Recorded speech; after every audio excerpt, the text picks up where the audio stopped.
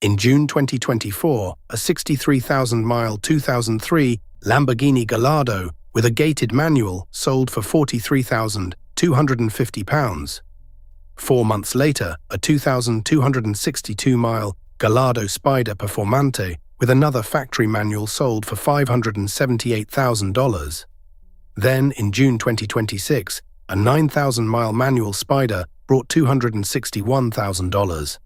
That is not proof that every Gallardo is suddenly worth a fortune. It reveals something more interesting. One Lamborghini badge now contains several completely different markets, because the Gallardo was never merely the cheap Lamborghini, it was the car that made Lamborghini scalable.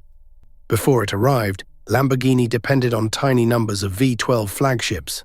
The company joined the Audi and Volkswagen Group in 1998. Audi brought capital and industrial discipline. Lamborghini still needed a second line. Easier to build, buy and use, without feeling diluted. At the 2003 Geneva Motor Show, the answer appeared.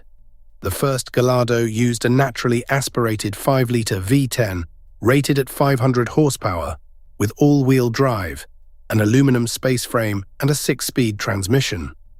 Buyers could choose a metal-gated manual or the paddle-operated e-gear automated manual. Underneath, both operated a single-clutch transaxle. E-gear looked like the future.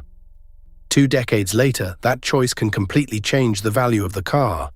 But the real revolution was how Lamborghini built it. Volkswagen Group's history says the aluminum body and Audi-developed V10 were joint projects. In 2004, Lamborghini produced roughly 25 Gallardos per week, compared with about 10 Murciélagos. That ratio explains the strategy. The Gallardo had to remain exotic without being impossible to reproduce. Yet it still felt unmistakably Italian. The compact, athletic shape was easier to place, but the engine still sat behind the occupants. 5 litres, 10 cylinders and no turbochargers delivered instant response and a rising mechanical howl. The breakthrough was simple. Lamborghini did not remove the emotion. It reduced the number of excuses required to experience it. The market responded immediately. Volkswagen Group records 933 Gallardos sold in the first production year. Almost 3/4 went to new customers. Total Lamborghini sales reached 1,305 cars, roughly triple the previous year. The group's historical account is unusually direct. It says the Gallardo created the demand needed to steer Lamborghini toward profitability. Across 10 years, Lamborghini produced 14,022 Gallardos for 45 countries.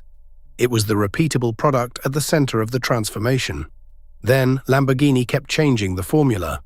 The largest reset arrived in 2008 with the LP 560-4, 5.2 litres, 560 metric horsepower, sharper styling and quicker e-gear. Then came the rear-drive Valentino Balboni, the lighter Superleggera, Spiders, Performantes, Super Trofeo-inspired cars and final editions. That variety is why saying a Gallardo is worth this much is almost meaningless. When new e-gear was the popular technology choice, a gated manual was simply the old method. Time reversed that logic. Modern supercars shift faster than any e-gear Gallardo. What they cannot reproduce is a metal gate connected to a naturally aspirated V10. Collectors now pay heavily for the ritual that once looked outdated. Return to those auction results. The £43,000 car was an early manual with 63,000 miles. The $578,000 car was a 2013 Spider Performante with just 2,262 miles and an exceptionally rare factory manual. The other Spider had 9,000 miles. They should not be compared as equal cars. That is precisely the point. The market is pricing gearbox, edition, originality, history and mileage, not simply the Gallardo name.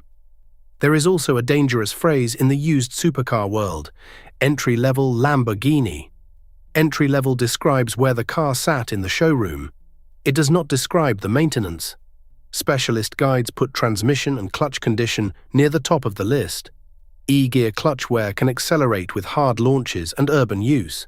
A specialist can read the control unit and estimate remaining clutch life. Brakes, tires, cooling, suspension, warning lights, repairs and service history deserve the same seriousness. Recall status must be checked by vehicle identification number. United States campaigns have covered suspension, steering, brake, and engine control issues on affected cars.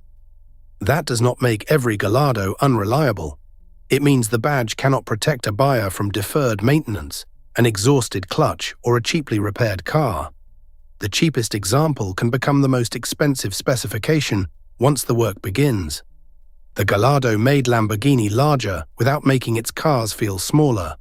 It introduced Audi-era discipline without losing the noise, shape, and irrational appeal. The cheap Gallardo has not vanished completely, but the market has learned that the right gearbox, edition, and history can transform one from used exotic into collector car. That is why the Gallardo is no longer one bargain. It is several different markets wearing the same badge. Which would you choose? An early gated manual, a later LP 560-4, or the rear-drive Balboni? Tell us below and subscribe to Speed TV 21 for more researched car stories, engine legends, and buyer warnings.